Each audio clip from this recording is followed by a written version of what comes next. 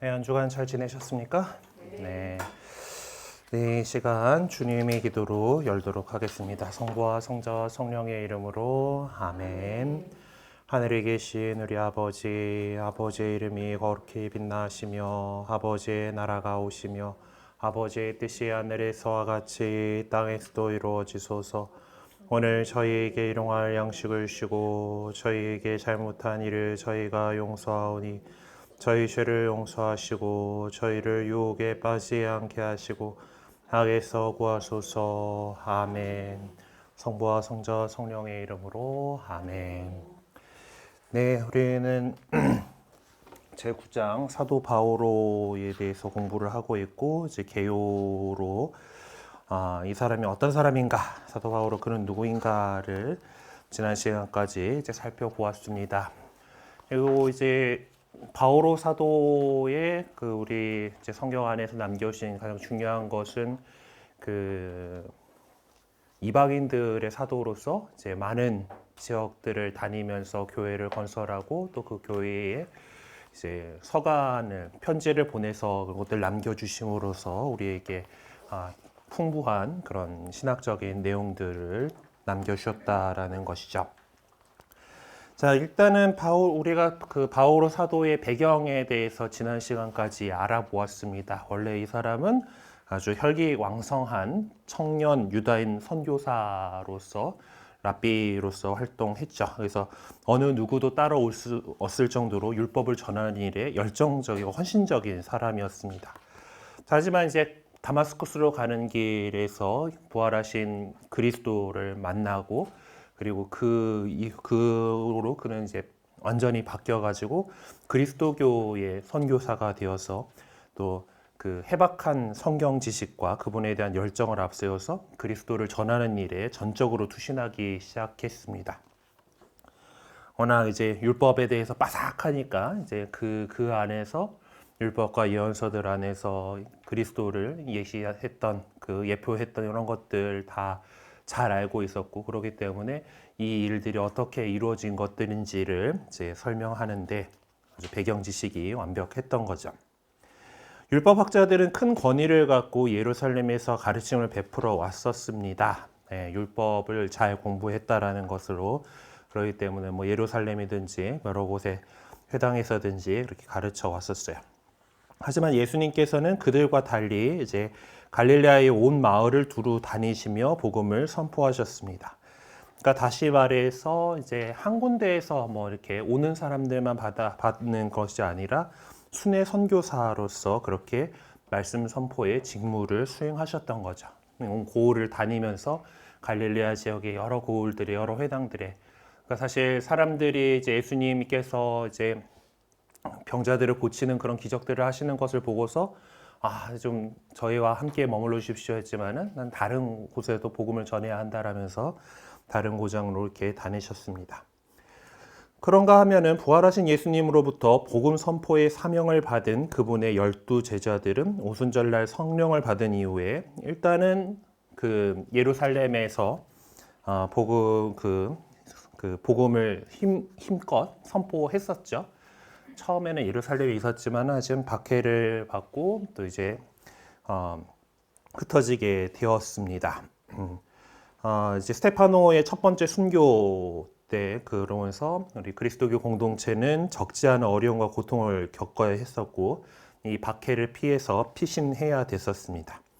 그때 이제 그 스테파노의 순교 후에 첫 번째로 흩어진 사람들을 헬레니스트라고 부른다라고. 근데 이 말은 조금 이상한 것 같아요. 어쨌든 이제 오순절이 나름 이제 유대인들에게도 중요한 축제 날이기 때문에 이제 그날에 이제 그 그러니까 이제 이방계 헬레니즘 문화에서 살고 있던 유다인들이긴 하지만은 하여튼 그러니까 계속 이제 그 팔레스티나에서 살고 그냥 그 아람어를 쓰고 이제 그런 그 유다계 사람들이 아니라 그 헬레니즘 문화에서 살고 있던 그러니까 사실 교포들인 거죠. 근데 그 사람들이 이제 예루살렘에 왔다가 성령 강림의 그 순간을 같이 그 성령 강림을 받고서 아주 이제 그 열정적으로 이제 복음 선포를 시작한 사도들을 보고서 신앙을 받아들이게 돼요. 세례를 받고 그리스도교 신자가 됩니다. 그래서 유다인이었던 원래 그 동네 살고 있던 사람들 출신의 그리스도인들이 있었고, 그리고 그 헬레니즘 문화권에서 온, 그래서 그 이방계 그리스도인이라고 하는 게 헬레니스트인데, 어쨌든 그때 그럼에도 불구하고 이제 그 그리스도교가 박해를 받았을 때, 박해를 처음에 받았잖아요. 예루살렘에 있는 공동체가 박해를 받았을 때 그냥 원래 살고 있던 사람들은 어찌저찌 그냥 그 숨어들면 됐지만은, 그렇게 그 왔다가 이제 원래 자기 기반은 저쪽 이제 해외에 있는 그런 사람들인데, 왔다가 그리스도교에 그 탐복해가지고 이제 거기서 공동체로 이렇게 살게 된 사람들 같은 경우는 박해가 심해지면 어디로 돌아갈 데가 없는 거잖아요. 기반이 되는 데가 없기 때문에 이제 다른 도시로 이렇게 나갔던 것으로 이렇게 볼 수가 있습니다. 그래서 이방계 그리스도인들을 그냥 헬레니스트라고, 이제 헬레니즘 뭐 이제 그런 건데, 네. 그리고 이제 스테파노를 비롯한 일곱 부제를 뽑는 장면에서도 이제 그게 나오죠. 그러니까 그리스계 출신의 그 그리스도인들의 과부들이 그 식량 배급에 있어서 이제 좀 이게 아마 말이 잘 안 통하고 뭐 그랬을 겁니다. 이제 그런 그 어려움을 겪게 되니까 이제 그 부제들을 그 일곱 봉사자들을 뽑는 그렇게 되는 건데, 거기에 나오는 이름들을 보면은 그 유다계 이름들이 아닌 거예요. 그러니까 헬레니스트라고 불리는 이방계의 그 이름들을 갖고 있는 겁니다. 어쨌든 뭐 그 이들이 흩어지면서 다른 지역에 복음을 선포하게 되었고요. 네. 예루살렘에서 박해를 받았으니까 풍선 효과죠. 이제 꾹 누르면은 옆으로 삐져나가는 거죠. 이제 그렇게 해가지고 온 세상으로 이제 그 복음이 전파되게 되었습니다. 그리고 이렇게 그 헬레니스트들이라고 여기서 얘기하는 이제 그런 사람들이 이제 다시 자기 기반으로 이제 돌아가면서 이제 그렇게 흩어진 이후에 열두 사도들 역시 이제 흩어지게 되었습니다. 그러니까 그 근거로 들 수 있는 게 이제 바오로가 이제 그 다마스쿠스에서 이제 그 사건을 겪고 회심을 하고서 그 예루살렘으로 갔을 때 이제 주님의 형제인 야고보 이외에는 다른 사도들을 만날 수가 없었다라고 갈라디아서에서 얘기하는 거라든가, 그리고 예루살렘 그 회의가 개최될 때도 야고보와 케파 그리고 요한만을 만날 수 있었다는 점을 들어볼 수가 있을 것 같아요. 그러니까 이미 사도들도 다 선교 여행을 떠났다라고 하는 걸로 이렇게 볼 수가 있을 겁니다. 안타깝게 루카는 다른 사도들의 행적을 쫓지는 않아요. 그러니까 베드로하고 바오로 두 인물에만 관심을 맞추었기 때문에 다른 12사도들이 어떻게 선교했는지에 대해서는 우리는 사실 알 길이 없습니다. 전해져 내려오는 전설들로 어디까지 선교 나가셨다라던가 이런 것들이 있죠. 이제 대야고보 사도의 무덤을 순례하는 거가 이제 스페인의 유명한 까미노 데 콤포스텔라라고 하는 도보 순례길로 유명한 그건데, 이제 그런 것들도 전설이 이제 전해져 내려오는 거죠. 야고보 사도가 제일 먼저 순교한 사도인데도 그 초반에 거기까지 갔다라는 전설들이 있어요. 그랬기 때문에 이제 나중에 예루살렘에서 순교한 다음에 그 시신을 또 걷어서 이제 그쪽에다 모셨다라던가 이제 그런 이야기들이 전해져 내려오고 있는데, 성경의 권위를 갖고 있는 자료들은 아니죠. 성경 안에는 그런 이야기들이 안 나옵니다. 그러니까 전승들 안에서 이제 이런저런 이야기들이 나와요. 누구는 인도까지 갔다더라, 이제 이런 사도들의 그 이야기들이 있긴 있는데, 우리에게 성경 안에서 이야기를 전해주고 있는 그 사도 시대의 이야기를 전해주는 건 루카가 전해준 사도행전, 그리고 바오로 사도와 몇몇 사도들의 서간들인 건데, 그 다른 사도들의 이야기들을 재구성하기에는 자료가 너무나 빈약한 것이죠.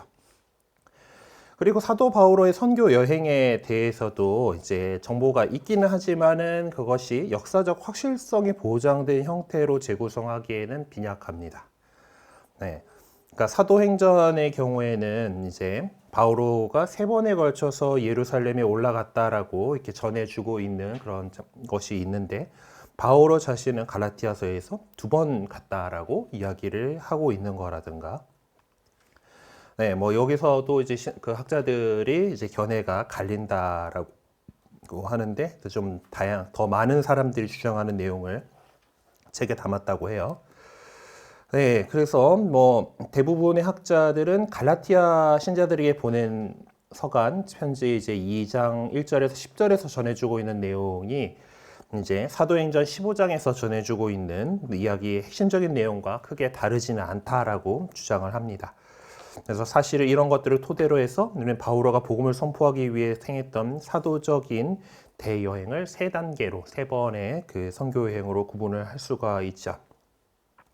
그래서 보통 이제 성경 뒤에 있는 지도라든가 저희 사무국에서 재작년에 했나?든 그 내놓은 성경 통독 지도 이런 것들을 성경 지도들을 이렇게 살펴보시면은 그래서 바오로 사도의 선교 여정을 이제 지도에서 확인해 보실 수가 있는데, 사도행전에 기록하고 있는 바에 따라서 이제 3번의 선교 여행을 이제 이야기를 하게 됩니다. 뭐 개략적으로 요약해 보면 첫 번째 선교 여행은 이제 바르나바가 더 좀 주도해서 바오로 사도를 데리고 이렇게 나가게 되는 선교 여행인데, 이제 이때는 키프로스, 팜필리아, 리카오니아 지방들을 이렇게 다녔고요.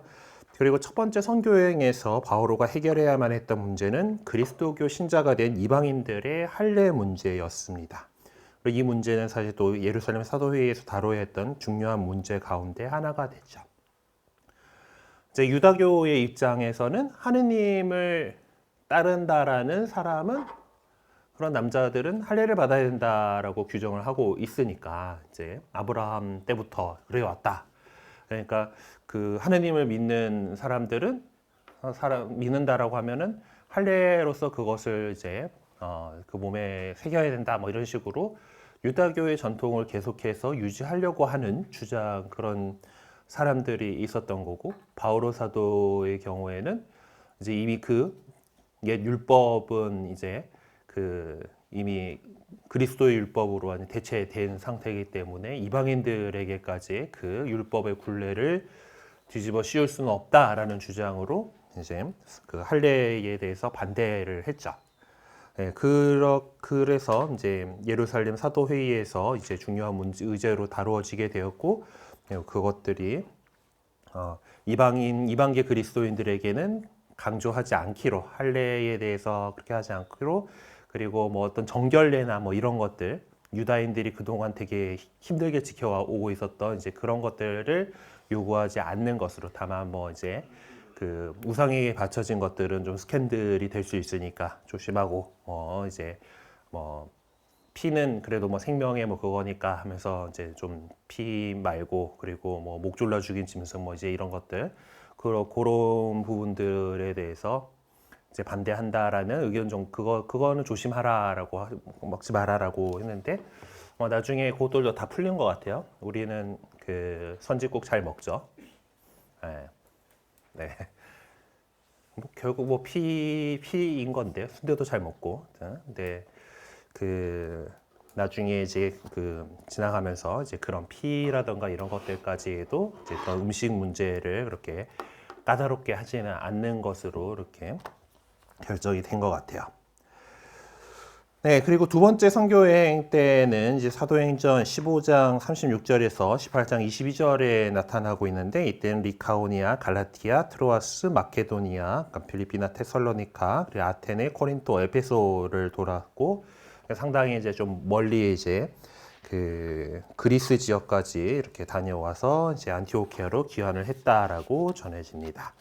그리고 세 번째 선교 여행은 사도행전 18장 23절에서 21장까지 이렇게 나오게 되는데, 이제 그 갈라티아, 또 에페소, 마케도니아, 코린토, 마케도니아 다시에서 밀레토스 지방들을 거쳐서 예루살렘으로 귀환하고, 이제 예루살렘에서 체포되어 가지고 이제 로마 황제에게 상소를 하는 그런 과정을 통해서 이제 로마까지 가게 되는 그런 여정이 되죠.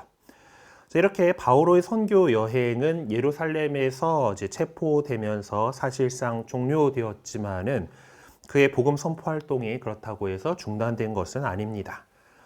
바오로는 죄인의 몸으로 로마로 압송되는 그 순간마저도 복음을 선포할 수 있는 절호의 기회로 삼았기 때문에 그리고 가서 가택연금 상태이긴 하지만 찾아오는 사람들하고 자유롭게 이야기를 하고 이렇게 하면서 복음을 전할 수 있었다라고 사도행전의 끝은 그렇게 설명을 하고 있죠.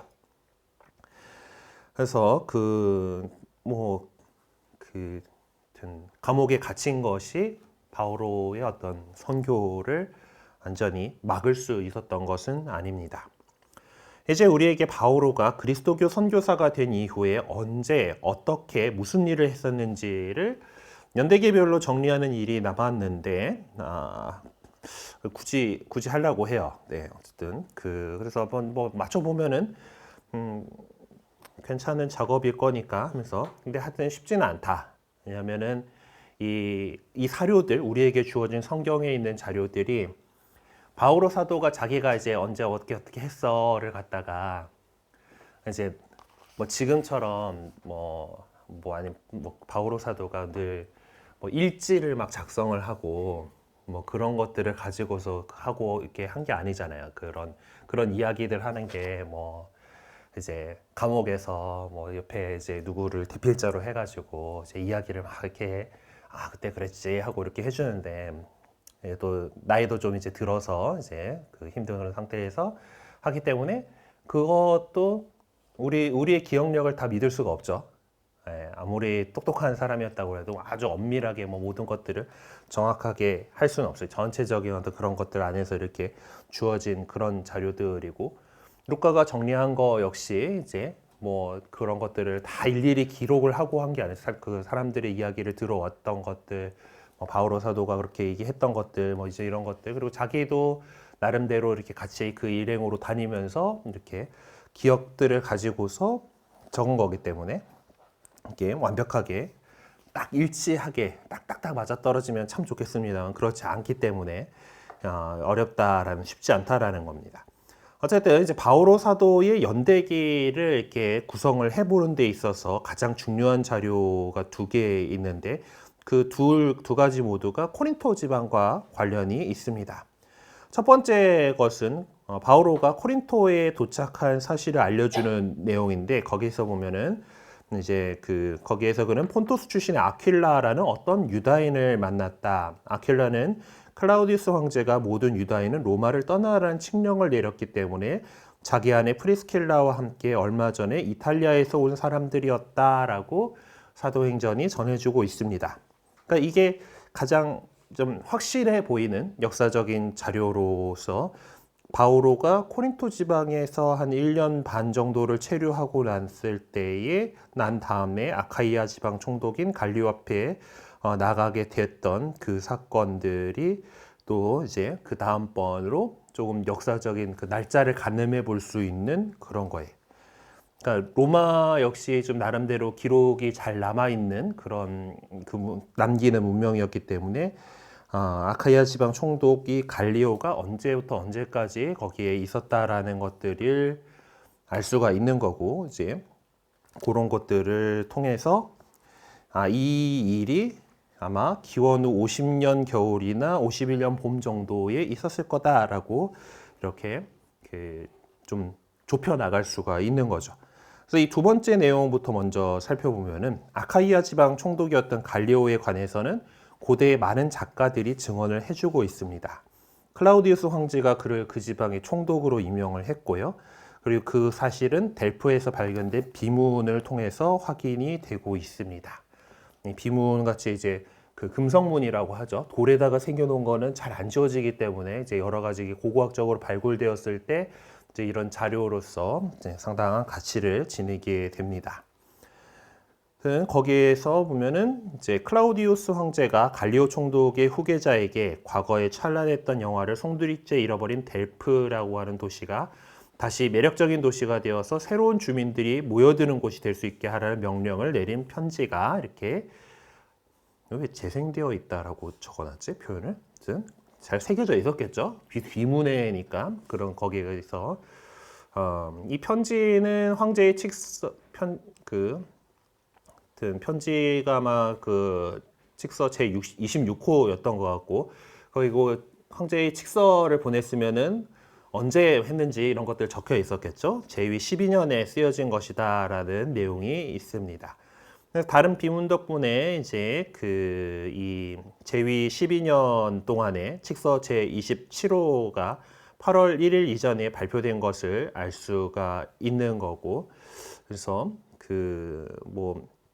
27호가 그때 그랬으면은 26호는 그거보다 앞서 있을 거다라고 생각을 할 수가 있죠. 아마 지금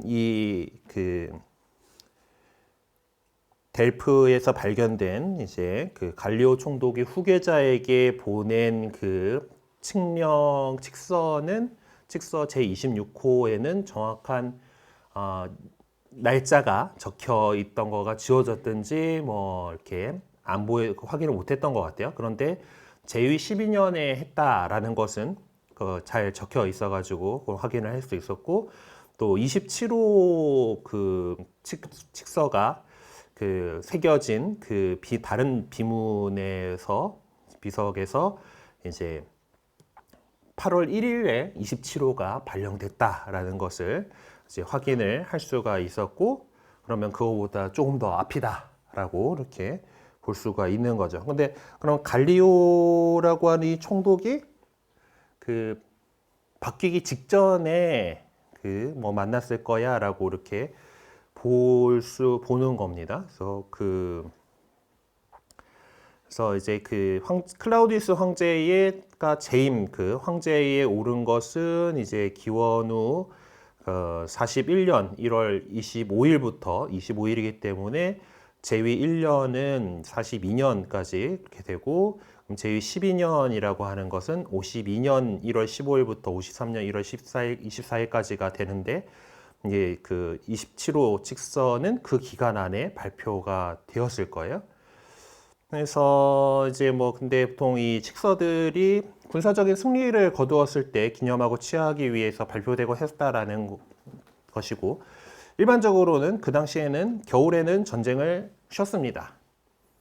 지금도 겨울에 전쟁하려면 힘들죠. 춥고 이제 그 밖에서 이제 야영하고 뭐 그래야 되는데, 이제 일단 겨울 되면은 바다도 거세고, 그래서 해군을 움직이기도 힘들고, 그리고 육군이 움직이는 데 있어서도 수경지를 계속 편성하고 보급을 진행하고 하는 것들이 여러모로 어려웠기 때문에 대충 그 시절에는 그냥 겨울이 돼간다 그러면은 그냥 좀 휴전이 자연스럽게 되는 이제 날씨 때문에 그렇게 되던 시기다라고 했을 때, 이 칙서 제 27호가 기원 후 52년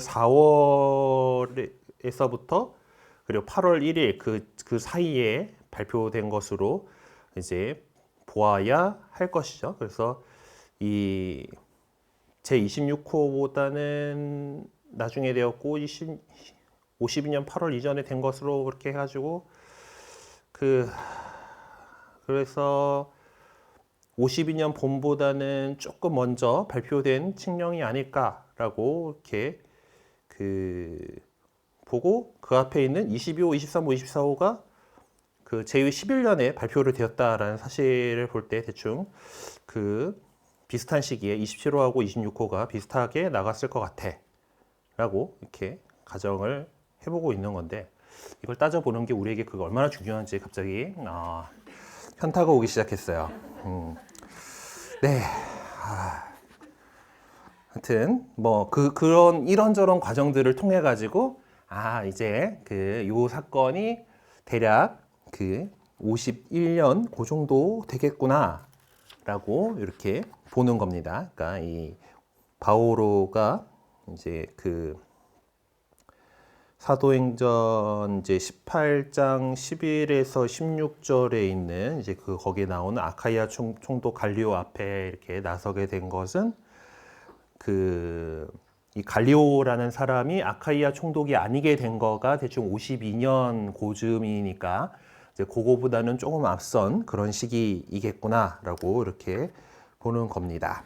그리고 되게 총독의 임기가 일반적으로 1년이었고 되게 그 시기 시작은 7월 1일에 그렇기 때문에 이 황제가 보낸 이 편지, 그 칙령 26호가 이제 갈리오 총독의 후계자를 수신의로 했다라고 한다라면은 이제 그 갈리오 총독이 50년 7월 1일에서 51년 6월 30일까지 총독으로 재임했을 거다라고 볼 수가 있죠. 근데 우리는 갈리오 총독이 임기를 다 마치지 않고 코린토를 떠났다라는 것을 그것들이 또 있기 때문에 이거 기간을 다 채우지 못했을 거다라고 보는 겁니다. 그래서 그런 걸 통해서 바오로가 코린토에 체류한 시기를 기원 후 50에서 51년 사이다라고 이렇게 그 특정을 해볼 수가 있대요. 근데 이제 또 어떤 학자들은 이걸 갖다가 계산을 이렇게 할 때 그 기원 후 51년에서 52년에 요 한 해 정도 늦게 바오로가 코린토에 있었을 거다라고 이렇게 본다라는 거예요. 그러면은 이 그 클라우디우스 황제의 칙령에 따라서 다른 유다인들과 함께 로마에서 추방된 아킬라와 프리스킬라를 만난다는 내용과 비교할 때 약간의 문제가 있게 된다라는 거예요. 이 클라우디우스 황제의 칙령은 로마에 있던 유다인들은 어느 도시를 가나든 자기들끼리 좀 모여 사는 편입니다. 우리도 뭐 미국에 간 교포들이 코리안 타운을 이루는 거하고 비슷한 거죠. 네. 그 먼 데서 이렇게 왔으면 조금이라도 좀 잘 아는 동포들 곁에서 이렇게 자리를 잡게 되고 근처에 이제 기반을 마련하게 되다 보니까 그런 뭐 이제 정착촌처럼 생기게 돼요. 네. 우리나라도 저기 어디야 광주인가? 고려인 마을 생긴 데들도 이제 그 중앙아시아 쪽에 가는 그 고려인들이 이제 우리나라로 다시 돌아왔을 때 이제 다른 데 뭐 정착하는 것보다 먼저 온 사람이 있는데 이렇게 정착들을 하시잖아요. 그래서 그런 마을을 이루게 되는 것들처럼 유다인들은 또 유다인들끼리 좀 이렇게 살게 됐고 그러다 보니까 그리스도인이 된 유다인들도 그 가운데 이렇게 있었을 거고 그리고 그 바람에 이제 그 유다인들 사이에서 문제가 생겼어요. 정통 유다교를 믿는 사람들하고 이제 그리스도교라고 하는 정통 유다인들이 바라보기에 뭔가 이단인 이런 이 집단들하고 했으니까 또 소란이 일어났던 거고 그래갖고 그 클라우디우스 황제가 이제 유다인들을 로마로부터 추방시켰다라는 건데 그러니까 수에토니우스라고 하는 역사가인 것 같아요. 클라우디우스 황제는 크레스투스라고 하는 사람으로부터 사주를 받아 끊임없이 봉기를 일으켰던 유다인들을 로마로부터 추방시켰다라는 말을 이제 언급을 한 바가 있는데 아마 이런 의미로 알아들어야 될 것 같습니다. 크레스투스라는 인물은 아마 역사가가 그리스도를 잘못 적은 거다라고 볼 수가 있죠. 잘 모르니까. 유다인들을 사주했던 인물은 실질적으로 존재하지 않았던 것이고 어쨌든 그 그리스도의 제자들이 그리스도를 전한다라고 하면서 불화의 씨앗을 심었다라는 점을 내세워서 크레스투스라고 하는 인물을 그리스도라고 인식하는 잘못을 저지를 수도 있었을 것 같습니다. 어쨌든 근데 이게 로마에 있던 모든 유다인들을 추방시켰다라고는 생각할 수가 없는 것이 만약에 그랬다라고 한다라면은 유대계 역사가인 플라비우스 요세푸스가 이 이야기를 전하지 않았을 리가 없어요. 유다인들이 다 쫓겨났다. 로마에 있던 유다인들이 다 쫓겨났다라고 한다라면은 그러지가 않았는데 유다인들이 쫓겨났다라고 하는 건 대충 이제 그 안에서 약간 좀 분란의 소지가 됐었고 아무래도 소수 그룹이었던 유다계 그리스도인들이 이제 그러니까 그리스도교를 받아들인 유다인들이 아마 쫓겨나지 않았을까라고 이렇게 생각이 됩니다. 그러니까 클라우디우스 황제는 약간 그 소유를 선동한 뭐 또 주동한 사람들만을 로마로부터 추방시켰을 것이다라는 거예요. 이 일은 클라우디우스 황제 재위 1년 곧 기원 후 41년 1월 26일부터 42년 1월 25일 사이에 있었던 여러 가지 사건들 가운데 하나로 디온 카시우스라는 사람의 주도하에 이루어졌다라고 전해집니다. 그래서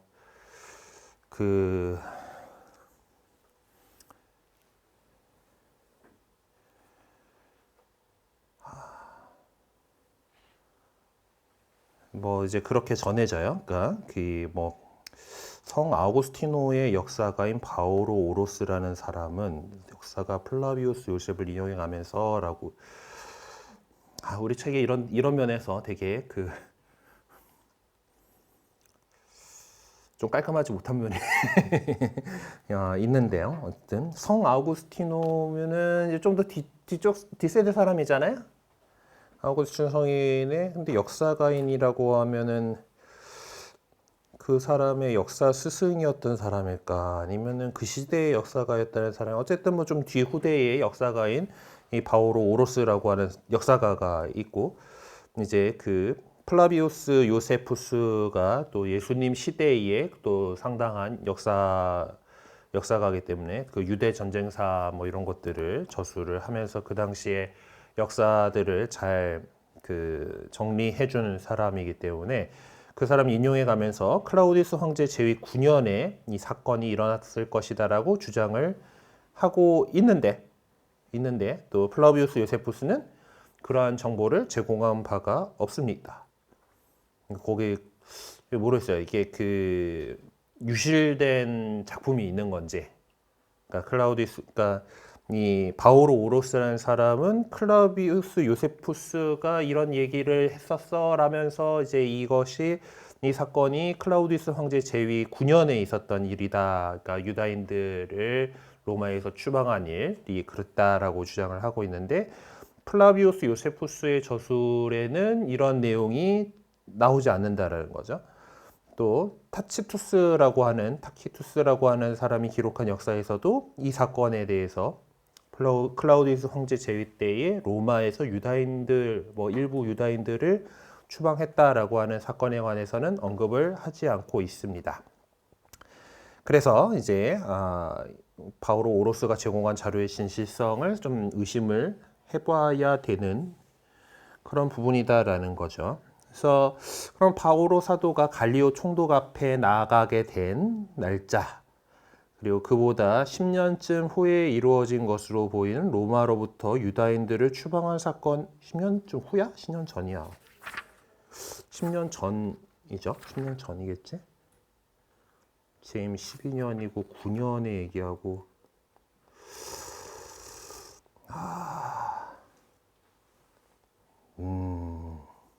어렵습니다, 여러분. 네. 못 쫓아가겠죠, 갑자기 이렇게. 어쨌든 이제 사도행전이 엄밀하게 그냥 연대기 순서대로의 역사 기록물은 아니다라고 하는 것을 그렇게 이해를 하면은 되죠. 그러니까 이걸 갖다 글자 그대로 이해하려고 하면 문제가 해결되지 않는다라는 거예요. 하여튼 클라우디스 황제의 측량과 아킬라 프리스킬라 부부가 코린토에 도착한 거의 관계는 정확한 역사적인 정확성을 좀 해칠 수 있다 하더라도 이제 거룩한 역사를 세속의 역사 안에 삽입시키기 위해 고심했던 루카에 의해서 부각된 것이다라고 할 수가 있을 겁니다. 하여튼 바오로하고 이제 로마에서 나온 아킬라 프리스킬라 부부가 이제 바오로 사도의 중요한 협력자, 동역자였고 그들이 또 이제 천막 만드는 일을 같이 했다라고 이렇게 하는 그런 것들을 갖다가 이제 근데 하필 왜 로마에 살던 그 사람들이 왜 코린토까지 왔냐 이제 이런 것들을 이제 설명을 하려고 이렇게 하다 보니까 약간 좀 세속의 역사 기록들하고 꼬이는 부분이 좀 생기지 않았나 이렇게 봅니다. 어쨌든 바오로가 교회를 설립하기 위해서 코린토를 방문한 것은 갈리오 총독이 그 동네를 다스리고 있을 때다라고 하는 것이 현명하다라고 하고 있습니다. 그리고 바오로 사도의 삶의 결정적 전환점이 된 다마스쿠스 사건이 정확하게 언제 일어난 것인가 하는 문제에 관해서는 역시 학자들 사이에 논란이 분분한 그런 부분입니다. 일단은 예수님께서 돌아가신 시점부터 시작해서 기원 후 37년에 칼리굴라 황제가 통치하던 시기 사이를 벗어날 수는 없을 것 같다라는 것은 분명해 보입니다. 그 이유는 아레타스 4세 임금의 총독이 바오로를 잡으려고 안간힘을 쓰고 있었는데 이 부분이 코린토 후서에 이렇게 나오는데 이 그 총독이라고 하는 사람이 40년에 이제 사망을 하기 때문에 그렇어요. 그래서 그 대부분의 성경학자들은 다마스쿠스 사건이 기원 후 34년에서 35년 정도에 일어난 것으로 추정을 하고 있습니다. 그럴 경우에 바오로가 언제 태어났는가라고 하는 것을 대충 한 기원 후 5년에서 10년 정도로 추론을 해볼 수가 있는 게 이제 그 청년이라고 하는 젊은이라고 하는 표현, 그리고 나중에 그 필레몬서가 대충 60에서 63년 사이에 쓰여질 것으로 보이는데 그 당시에 자신을 가리켜서 늙은이라고 표현을 한다라고 하는 그 부분들 가지고서 추정을 해본다라는 겁니다. 그리고 이제 바오로 사도가 로마에서 순교한 날짜, 이것도 뭐 정확하게는 모르죠. 사도행전은 로마까지 갔다 하고 끝났고 그 다른 뭐 기록들이 이제 그 성경 안에는 일단 없고 뭐 로마 순교로 뭐 이런 식으로 전승이 이제 전해져 내려오고 있고, 그리고 대개는 그 네로 황제의 박해가 이어졌던 기원 후 64년에서 68년 사이 그쯤 순교하지 않았을까라고 이렇게 보고 있습니다. 그러면 큰 챕터가 뭔가 하나 딱 넘어가니까 여기서 10분간 쉬고 나머지를 이어나가 보도록 하십시다.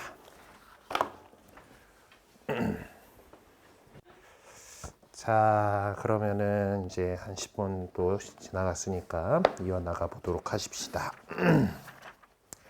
이제 그 바오로 사도의 핵심적인 신학 해가지고 10가지를 뽑아놨더라고요. 그래서 네, 한번 또 보도록 합시다. 일단은 지금 그 바오로 사도가 그리스도교를 선포하게 된 것은 다마스쿠스로 가던 그 길이라고 하는 것이 중요하죠. 그래서 바오로 신학에서 중요한 것은 그 어떤 전체적인 배경을 만드는 사건은 이 다마스쿠스로 가는 길에서 예수님을 만난 사건이에요. 체험한 사건이에요. 그러니까 전혀 기대하지 못했던 엄청난 체험을 하게 됩니다. 그가 박해하던 그리고 그 그리스도교 신자들이 주님이라고 고백하는 그 그리스도를 만나게 된 것이죠. 그리고 엄청난 분이다라는 것을 이제 알아차린 바오로는 주님이 자기가 누구라고 얘기도 하는데 주님 당신은 누구십니까? 라고 묻습니다. 주님이라는 표현을 써요. 그러니까 그 그리스도를 만났다라는 것이 바오로의 그 모든 것을 송두리째 바꿔놓고 말았던 것입니다. 그리고 그렇게 그리스도를 만난 바오로는 그분의 섭리 안에 온전히 자신을 내맡기는 새로운 삶을 시작하게 된 것이죠. 그 전까지 모든 기반을 다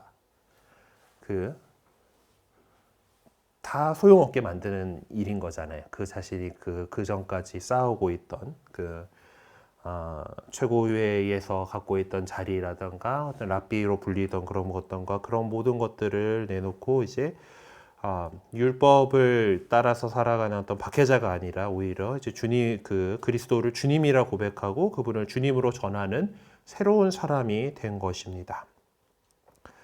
그래서 그는 이제 하나니아스한테 세례를 받음으로써 교회의 위대한 전승 안으로 들어오게 되었죠.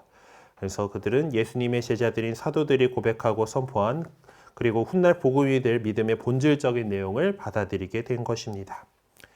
바오로는 신학자로서 또 선교사로서 우리가 알고 있듯이 자신의 삶 전체를 그리스도를 위해서 쏟아부었습니다. 그래서 우리는 여기서 바오로의 진면목을 이해하기 위해 그가 전했던 중심적이고 핵심적인 신학 사상들을 살펴볼 거예요. 그래서 일단 가장 첫 번째 나오는 것이 다마스쿠스 사건이죠. 다마스쿠스 사건에 대해서 예레미야스라고 하는 그 신학자가 교수가 다마스쿠스 사건은 바오로 신학의 열쇠라고 한마디로 규정한 바가 있습니다. 그만큼 이 사건이 중요하다라는 것이죠. 바오로는 그때 그리스도께 사로잡힘으로써 그분의 종이 되었습니다. 이 표현은 이제 로마서를 시작하면서 이제 본인이 그렇게 한 거죠. 그래서 바오로가 그분의 종이 된 것은 어떤 물리적인 힘에 의해서 된 것은 아니었어요. 그것은 주님의 한없으신 사랑의 결과였습니다. 사도 바오로는 다마스쿠스로 가는 길에서 체험한 엄청난 사건을 극히 개인적인 표현을 사용해서 고백한 바가 있습니다. 바로 필리피 신자들에게 보낸 서간 안에서 이렇게 표현을 하고 있는데, 그는 자신이 만나게 된 부분을 나의 주 그리스도 예수님이라고 말하고 있습니다. 이와 같이 다마스쿠스 사건은 주님의 엄청나고도 놀라운 사랑이 바오로 안에서 역사를 만들어 나가기 시작한 날이 된 것이죠. 그래서 조건 없이 베풀어 주신 주님의 놀라운 사랑을, 그러니까 뭐 바오로가 예수님한테 잘한 게 없어요, 그 전까지. 네? 오히려 막 교회를 박해하고 다니고 막 이제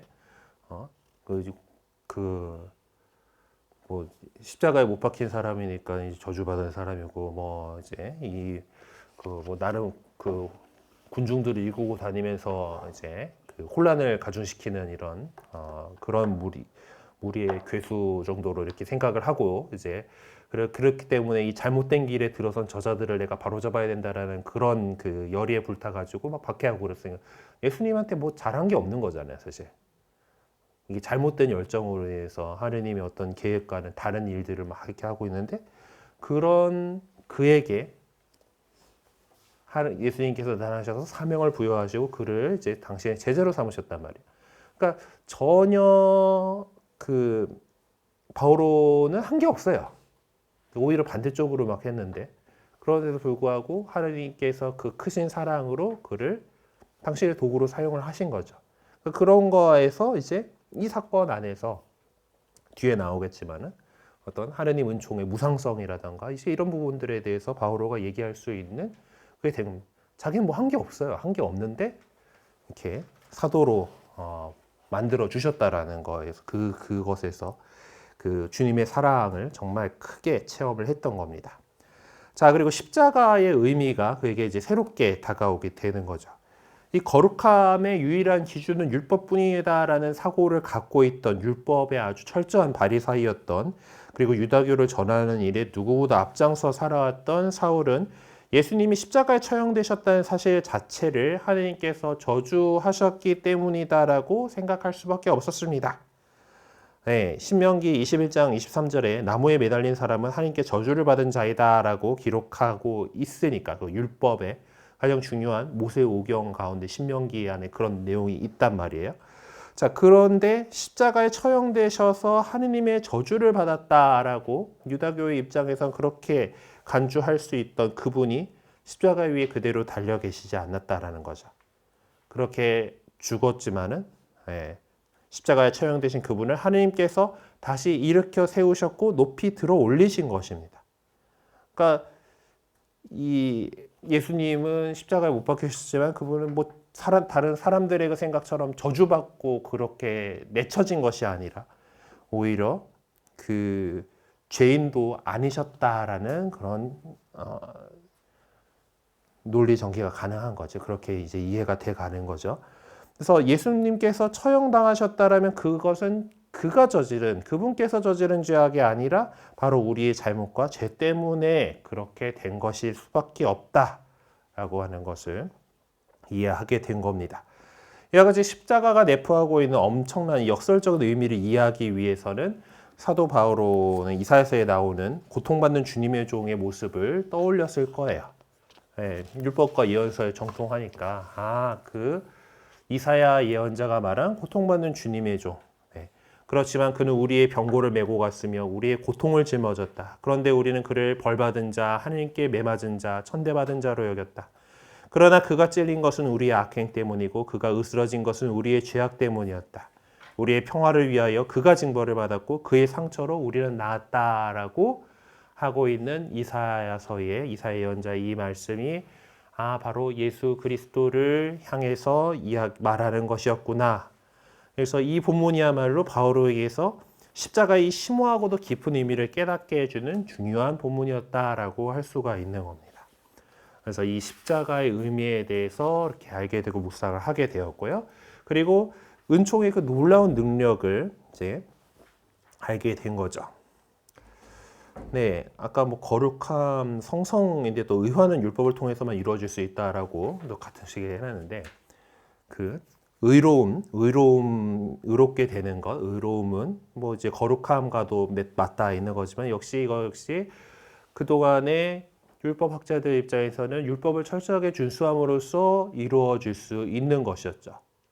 예, 정한 거 부정한 거 이렇게 따지던 사람들이니까, 그러니까 의롭게 된다, 하나님처럼 의로움을 갖추게 된다라는 것은 율법을 철저하게 지켜야 된다라는 거고, 바오로는 그렇게 믿었고 그렇게 가르치면서 살아왔었습니다. 자, 그런 바오로에게 다마스쿠스 체험은 그가 가장 소중하게 여겨왔던 모든 것을 잃어버리거나 버려야 하는 절대절명의 순간이 되었던 것이죠.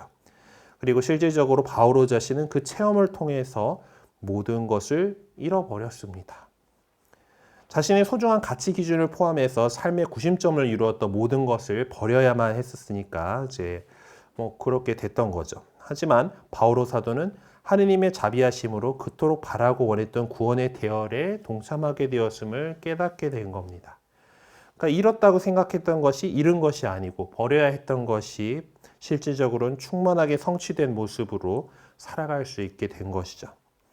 그래서 바오로 사도는 코린토 신자들에게 보낸 첫째 서간에서 다음과 같이 고백하고 있습니다. 사실 나는 사도들 가운데 가장 보잘것없는 자로서 사도라고 불릴 자격조차 없는 모입니다. 하느님의 교회를 박해하였기 때문입니다.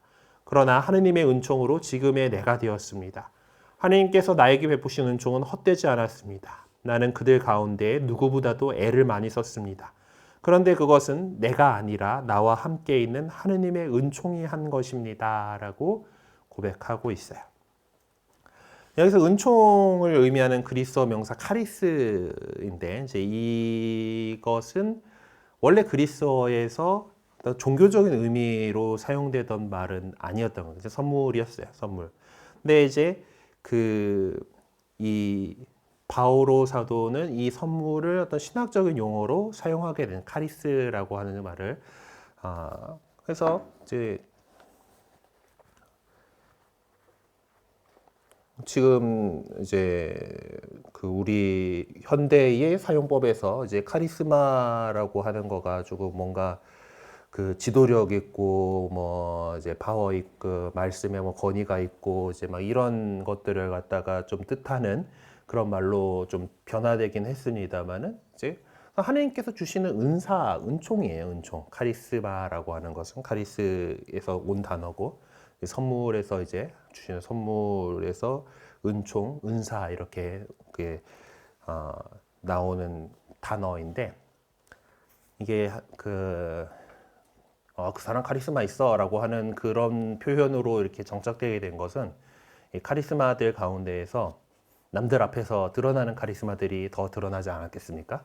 사실 그 은사, 하느님께서 주시는 은사는 공동체의 그리스도 몸의 여러 지체들을 위해서 다양하게 다 존재를 하지만은 그 가운데에서 드러나는 은사가 있죠. 앞에 나가지고 말씀을 잘 전한다든가 이제 말씀의 은사가 있어 마든가 아니면 또 누가 다 손 얹었는데 살아나고 치유가 됐어, 막 치유의 기적을 막 치유의 은사가 있어 막 이러면 이제 이런 은사들이 더 부각이 되죠. 앞에 드러나는 은사들이 있습니다. 그러다 보니까 그런 모습들을 가리켜 가지고 이제 뭐 이제 카리스마 있다 뭐 이런 식으로 표현을 하게 돼버린 건데 그 사실 카리스마는 모두에게 필요한 각각의 지체에게 필요한 대로 이렇게 주어지는 것이죠. 하여튼 이제 이런 용례 역시 이제 바오로 사도가 이제 그렇게 자신의 그 체험을 그렇게 쓰면서부터 카리스라는 말을 갖다가 하느님의 은총으로 이렇게 그 설명을 하면서 이제 바오로 신학의 핵심 용어로 자리 잡게 되었습니다. 그리고 이 말을 통해서 주님께서 베푸신 놀라운 은총의 능력이 바오로의 전 삶을 지지하게 되었다는 사실을 더 잘 알 수 있게 되었다라고 할 수 있겠습니다. 그리고 이제 그 네 번째로 하느님의 자유로운 선택에 대한 확신을 가지고 있었습니다. 뭐 아까도 슬쩍 말씀드렸지만은 바오로는 단 한순간도 자신의 능력 때문에 자기가 선택되었다라고 생각한 적이 없었습니다. 네. 아까 뭐 이제 그 고린도전서에 나오는 사도들 가운데 가장 보잘것없는 자다라고 표현하잖아요. 불릴 자격조차 없다라고. 근데 이제 그렇지만은 하느님의 어떤 조건 없는 사랑 때문에 부름받고 선택되었다라는 것을 분명히 깨닫고 있었어요. 갑자기 극단적인 예정론이 왜 나오는지가 잘 이해가 되지 않았지만은 어쨌든 뭐 사람 미리 선택하셨을 거다라고 이제 그 하는 것이 예정론이잖아요. 하느님께서는 다 구원받을 사람들을 정해 놓으셨어라고 하는 그런 부분인데 이제 거기에 대해서 경계를 또 하죠. 극단적으로 그러니까 구원받을 사람들은 다 이제 정해져 있고 안 될 놈은 안 되는 거야라고 하는 건데, 거기에 대해서 이제 그것에 따랐는데 바오로는 영혼으로부터 그렇게 선택되도록 예정되어 있던 것인가? 지옥에 갈 수밖에 없는 자로 예정된 사람도 있는가? 하는 이런 문제들이 나오게 되겠죠. 사실 이제 예정론이 그 종교개혁 운동 안에서 이제 칼뱅도 좀 예정론을 좀 세게 밀었었고, 이제 이런 그 부분들이 있어요. 우리 가톨릭 쪽에서는 이제 그렇게 극단적인 예정론을 이제 계속 경계를 하고 있는 거고,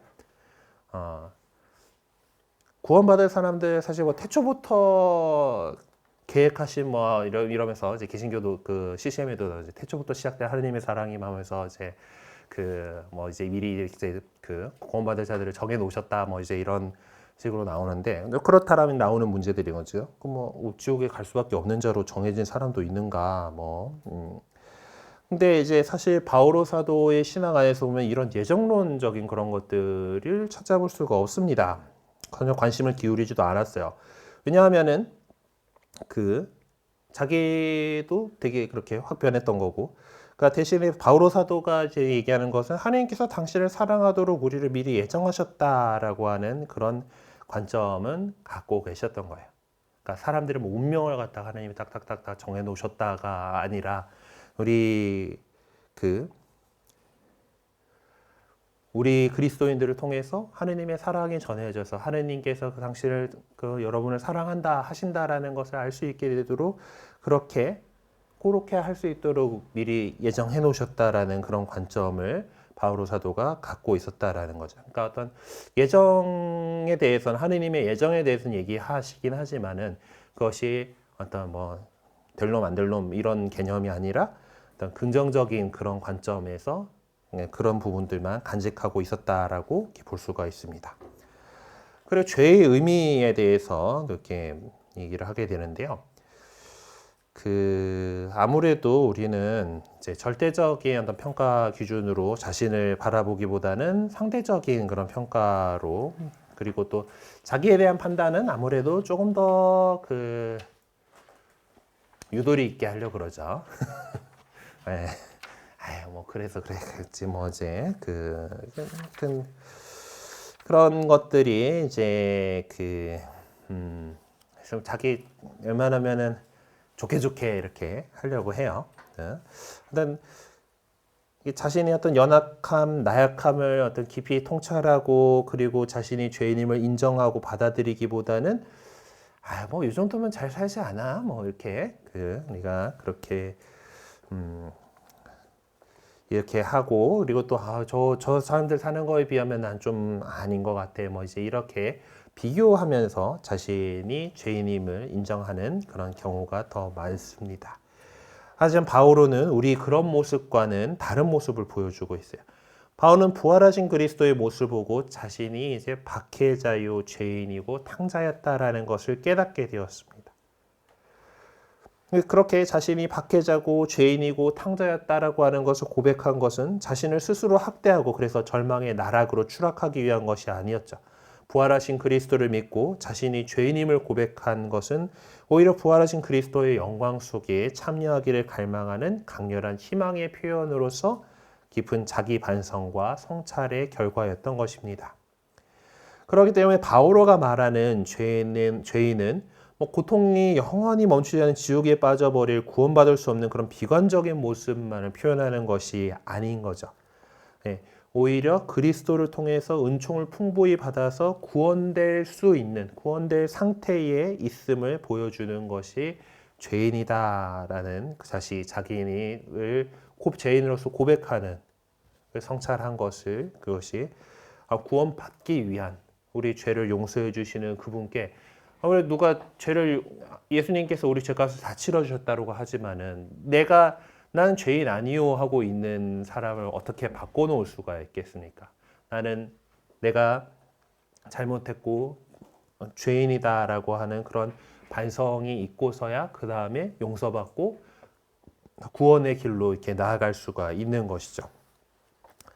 그래서 그런 관점에서 바오로 사도는 이렇게 얘기합니다. 율법이 들어와 범죄가 많아지게 하였습니다. 그러나 죄가 많아진 그곳에 은총이 충만히 내렸습니다. 라고 그 죄에 대해서 그것이 얘기합니다. 그 부활 찬송 속에서도 보면은 복된 탓이여라라고 표현을 하죠.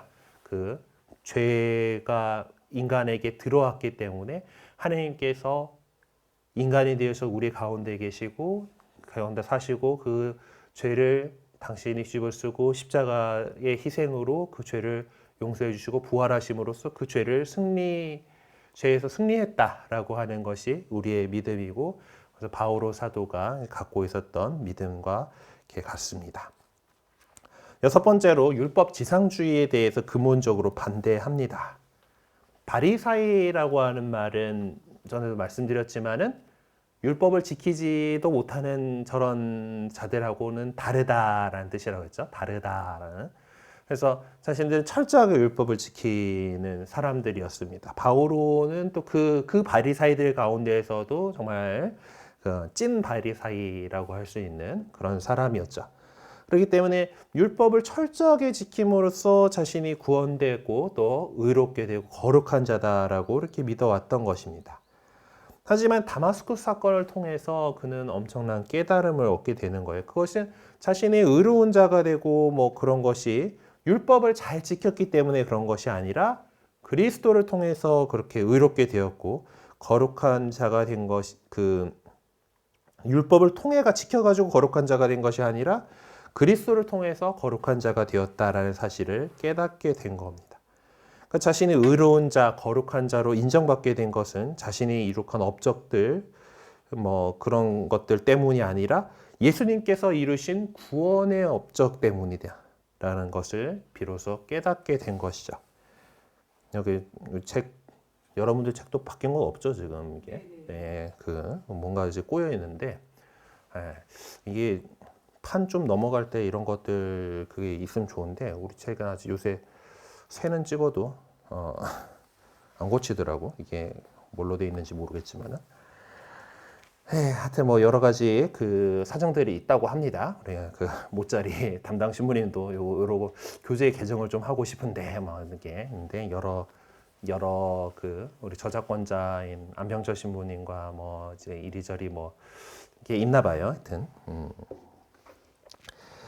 하여튼 그 바오로에게 있어서 이제 이렇게 정말 그 엄청난 하느님의 어떤 무상성에 대해서 이제 은총의 무상성에 대해서 체험을 한 바오로에게 있어서 구원받기 위해서는 뭔가를 해야 하는 것이 아니다라는 것을, 그리고 그리스도께서 조건 없이 베풀어 주신 은총을 통해서 우리에게 가져다 주는 구원을 받아들이는 것이 무엇보다도 중요하고 본질적인 것이다라는,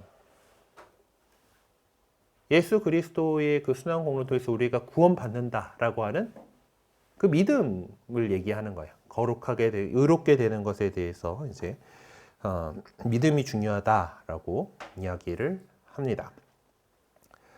그래서 우리가 행하게 될 모든 업적들은 이제 우리가 은총을 얻으려고 구원을 받으려고 하는 것이 아니다라는 거죠. 이미 은총을 받고 구원을 받았기 때문에 그거에 대해서 그러니까 살아내는 거예요. 보상, 그런 응답. 하느님께서 우리를 이미 구원해 주셨기 때문에, 은총으로 우리를 구원해 주셨기 때문에 거기에 대해서 응답하는 거예요. 내가 착하게 살고 선행을 베풀고 하는 것은.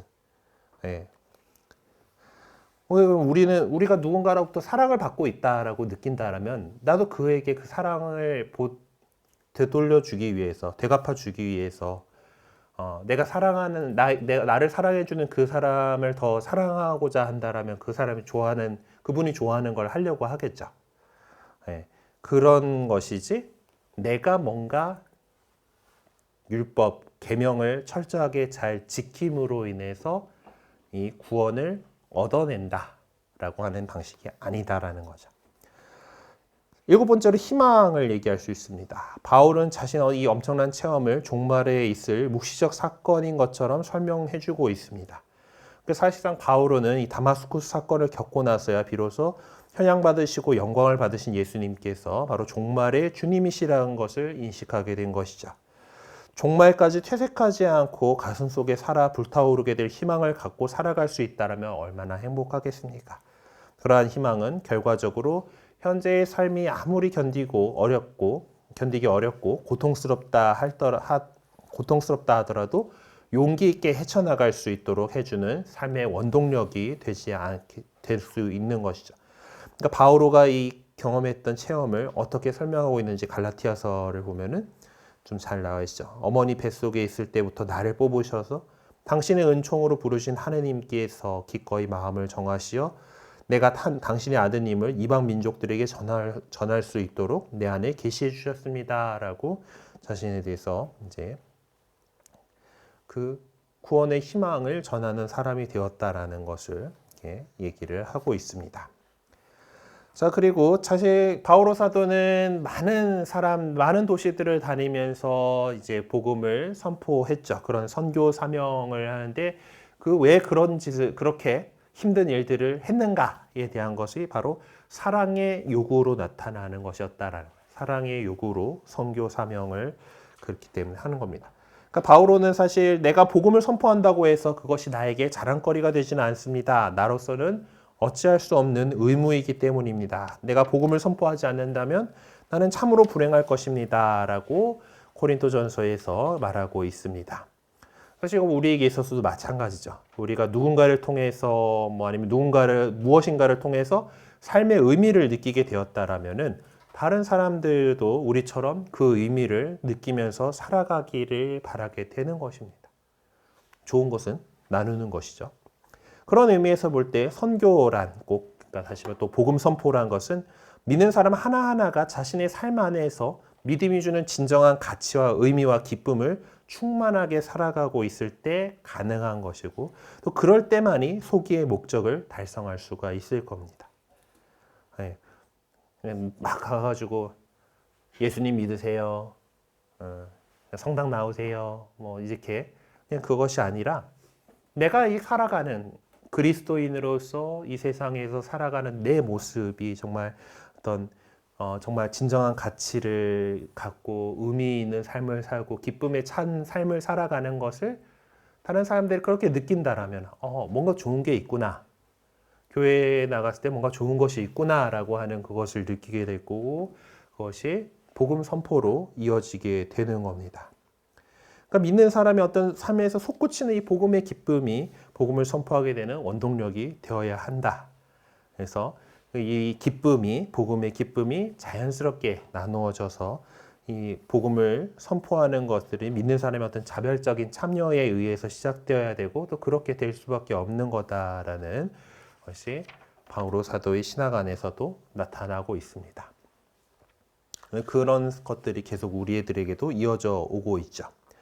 자, 그리고 아홉 번째로 사도라는 신분에 대해서 자기 확신을 갖고 있었다라는 것을 또 찾아볼 수가 있어요. 얘기했던 적이 있겠지만은 원래 그 사도행전의 첫 부분에 보면은 마티아 사도를 뽑는 장면에 이렇게 보면은 그 우리와 함께 있었고 이 처음부터 끝까지 그 사건을 본 사람들 가운데에서 한 명을 뽑았어요. 그리고 숫자도 12이라고 이스라엘 12지파를 상징하는 12이라고 하는 그 숫자를 맞추려고 이렇게 하는 것을 볼 수가 있습니다. 하지만은 바오로 역시 사도, 그러니까 사도라고 하는 말은 뭔가 일을 시켜서 보낸 사람들인 거잖아요. 그러니까 그 사자가 하여금 사자를 쓰는데 그러니까 우리 한자 문화권에서 번역할 때 그렇게 된 거고 그 안에는 보면은 이제 그 사자는 이제 임금이 뭔가 외교적인 일을 보낼 때 보내는 사신이라는 의미가 있어요. 보내진 뭔가 일을 하도록 파견된 사람이다라는 거죠. 그러니까 원래 그 단어의 히라버 단어, 그러니까 그리스어 단어는 아포스톨로스라고 하는 이 단어는 지금 우리가 사용하고 있는 것처럼 어떤 종교적인 사명을 띠고 파견된 사람을 얘기하는 것은 아니었어요. 또 뭐 국가 간에 뭔가 이제 이런 것들이 있을 때 이제 그 오늘날에도 사실 좀 해군이 또 그런 용도로 잘 써먹히고 있는데 가가지고 이렇게 그 무력 시위를 좀 이렇게 하는 것들이 있죠. 어디에 뭔가 문제가 생기면 미국 항공모함을 띄우잖아요. 그죠? 그러면은 그것만으로도 압박이 가해지는 거예요. 그러니까 그런 식으로 그리스 시대에도 원정 함대를 이렇게 파견을 하는 일들이 있었던 것 같아요. 그러니까 그런 원정 함대의 그 지휘관을 부르던 그런 말이었다고 해요. 아포스톨로스라고 하는 말이. 이제 그것이 이제 성경이 번역되는 과정에서 이제 그 72년 성경을 번역하면서 하느님께서 파견하신 그런 하느님의 사람들에 대한 용어로 이렇게 사용이 되었고, 이제 예수님께서 뽑으신 12사도들에게도 그 표현이 그대로 이렇게 와서 어떤 일을 맡겨서 보내는 사람, 하느님의 뜻을 맡겨서 가는 파견된 사람이라는 뜻으로 사용이 됩니다. 그런 의미에서 열둘 그것에 딱 집중할 것이 아니라 이제 바오로 사도는 본인이 예수 그리스도로부터 부활하신 예수 그리스도로부터 이 사명을 받았다라는 인식을 갖고 있는 거죠. 복음 선포라고 하는 사도로서의 직무를 받았다라고 이렇게 이해하고 있었기 때문에 자신을 이렇게 사도라고 하는 자신의 신분을 확신을 갖고 있었던 겁니다. 왜냐하면은 그 나름 이제 어려운 가운데에서 바오로 사도가 복음을 선포했었는데 그 가운데에서 많이 그를 고통스럽게 했던 것은 이 사도로서의 그 정체성을 근본적으로 부인하는 반대자들의 악에 찬 태도였습니다. 그런 반대자들 앞에서 바오로는 당당히 자신의 사도성을 주장했고 그 근거로서 다마스쿠스 사건을 통해서 베드로와 다른 사도처럼 자신도 부활하신 주님을 직접 보았다는 사실을 제시를 합니다. 그래서 사도로서 자신의 정체성을 강하게 주장하고 있는 바오로의 확신에 찬 주장이 갈라티아서 1장에서 나오고 있습니다. 사람들에게서 또 어떤 사람을 통해서도 파견된 것이 아니라 예수 그리스도와 그분을 죽은 이들 가운데서 일으키신 하느님 아버지를 통해서 파견된 사도인 나 바오로가 그리고 나와 함께 있는 모든 형제가 갈라티아의 여러 교회에 인사합니다라고 자신을 소개하고 있죠. 그러니까 자기가 이 사도직을 받은 것은 그러니까 사실 지금 우리에게 이어져 내려오고 있는 사도직, 그 사도로부터 이어오는 교회에서 오는 것은 계속 그 사도들의 후계자 이렇게 해서 이어져 내려오는 직무잖아요. 근데 그 바오로는 자신이 받은 이 사도직이 예수 그리스도로부터 직접 받았다, 하나님에게서 직접 받았다라고 하는 것을 이제 강조를 하고 있습니다. 그래서 이제 이게 반대자들이 얘기했던 것, 깎아내려고 했던 것들이 그거잖아요. 그러니까 저 예수님 살아가실 때 같이 있지도 않았지. 뭐 예수님한테 사도로 임명받은 것도 아니잖아. 뭐 이제 이런 식으로 공격을 했겠죠. 예수님 그리고 원래 교회도 박해하던 사람이었고 박해자였는데 뭐 이제 이러면서 이제 하지만은 예수님께서 그 사도들을 직접 선택하신 거와 마찬가지로 본인도 부활하신 그리스도께서 자신을 선택하셨다라는 확신을 갖고 계셨던 것이죠. 네.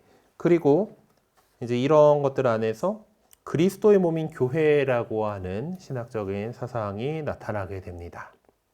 그러니까 교회가 바로 그리스도의 몸이다라고 하는 것.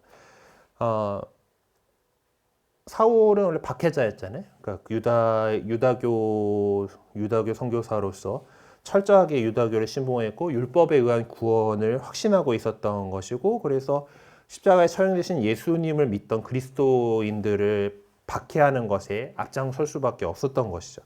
그러면서 뭐 이제 성과를 올리기 위해서 다마스쿠스로 가고 있던 사이에 이제 예수님을 직접 만나게 됐습니다. 자, 그런데 이제 그 사울이 박해하고 있던 거는 교회잖아요. 예수 그리스도, 예수님은 없었으니까 그때 이미 그 없었기 때문에 사울이 박해를 했던 것은 교회입니다. 자, 그런데 다마스쿠스로 가는 길에서 사울에게 나타나신 예수님께서는 뭐라고 얘기하시느냐? 사울아, 사울아, 왜 나를 박해하느냐? 그리스도께서는 당신의 교회를 박해하고 있는 사울한테 왜 내 교회를 박해하느냐가 아니라 나를 박해하느냐라고 이렇게 말하셨다라는 거예요. 그러니까 사울은 이제 딱 이 장면에서 부활하신 주님께서 그분께서 당신 자신을 교회와 동일시하고 계시다라는 것을 바로 직관하게 된 겁니다. 네. 그래서 교회는 바로 그리스도의 몸이다라고 하는 우리가 뭐 여러 지체들 뭐 얘기를 하고 이제 그리스도를 머리로 하는 하나로운 신비로운 몸이다라고 하는 이것은 제2차 바티칸 공회에서 다시 더 주목되게 된 교회론이긴 하지만은 애시당초 바오로 사도가 갖고 있던 교회론이다라는 거죠. 거기서 다시 재발견해가지고 더 이제 그것들을 강조하게 된 오늘날 교회에서 더 강조하게 된 것인데 교회는 바로 그리스도의 몸이다라고 하는 것은 이 다마스쿠스 체험에서 자연스럽게 나타나게 된 것이다라고 우리는 볼 수가 있습니다. 그래서 지금까지 우리는 다마스쿠스 사건을 통해서 바오로가 직관했던 내용들을 간략하게 살펴보았습니다. 우리가 이제 알고 있듯이 바오로는 뭐 어떤 환시를 보고 그것을 바탕으로 자신의 신학을 발전시켜 나갔던 것이 아니에요. 그러니까 뭐 그 이슬람 쪽에서는 무함마드가 그 지브릴 천사가 옆에서 쫙 이제 읊어주는 거 가지고 꾸란을 썼다라고 이렇게 얘기를 하잖아요. 그런 것처럼 이제 뭐 바오로 사도 곁에서 이제 예수님께서 늘 환시로 나타나가지고 그래 받아 적어라 뭐 이러고 하신 것이 아니다라는 거죠.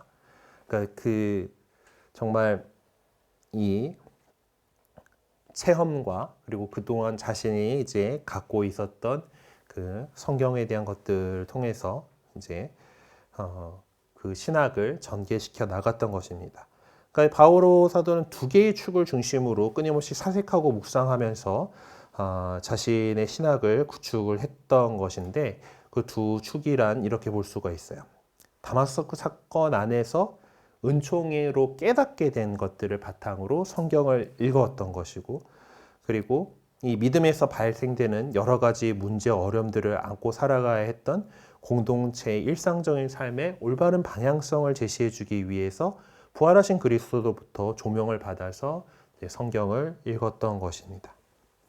그러니까 자신이 이렇게 그 다마스쿠스 사건이라고 하는 이 엄청난 체험을 통해서 받은 것과 그리고 계속해서 이제 터져 나오는 그 교회 공동체들의 문제들을 해결하기 위해서 그 부활하신 그리스도로부터의 어떤 그 조명을 받는다라고 표현한 게 이제 그분이 빛이시잖아요. 그거로 이제 그 비추어서 이제 그 묵상하고 이제 그 안에서 그분이 이끌어 주신 빛으로 명확하게 바라볼 수가 있게 되는 거죠. 여러 가지 것들을.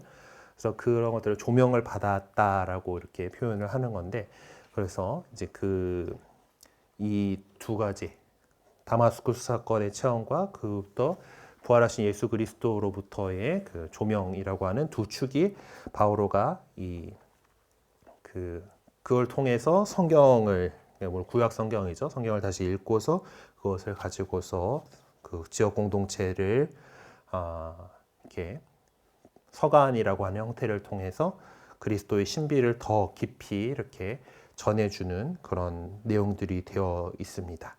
그래서 이제 우리가 이제 다음 시간부터는 이제 이 바오로 사도의 서간들을 조금 더 그 자세하게 들여다보면서 그 안에서 지금까지 이야기했던 것들을 찾아 나가 보도록 이렇게 하겠습니다. 그리고 다음 주는 메이데이이죠. 우리는 근로자가 아니기 때문에 사실 뭐 별 상관은 없으시죠. 이제 다들 이제 그렇긴 하지만은 교구청이 쉬어요. 네, 저희 천주교 서울대교구는 나름 대기업에 해당하기 때문에 요거는 꼭 챙겨서 쉬어줘야 되는 날이라서 저는 사측 인원이기 때문에 근로자가 아니라서 근로자의 날에 쉴 이유는 없지만은 직원들이 안 나오기 때문에 쉽니다. 그래서 그 근로자의 날이어서 한 주 쉬어가게 되고요. 안타깝게도 저는 레지오 마리아의 쪽에 강의 부탁받은 게 있어가지고 출근을 해야 되는 이제 그런 상황이긴 한데 어쨌든 한 주 쉬고 그 다음 주에 5월 8일이죠. 그러면 네, 어버이날이네. 네, 그때 뵙도록 하겠습니다. 네, 네 그러면은 오늘도 부활 3종 기도니까 좀 컨닝을 해야지.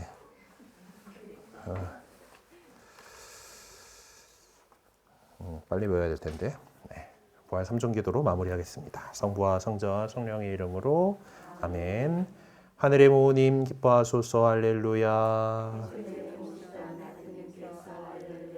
말씀하신 대로 부활하셨나이다 할렐루야.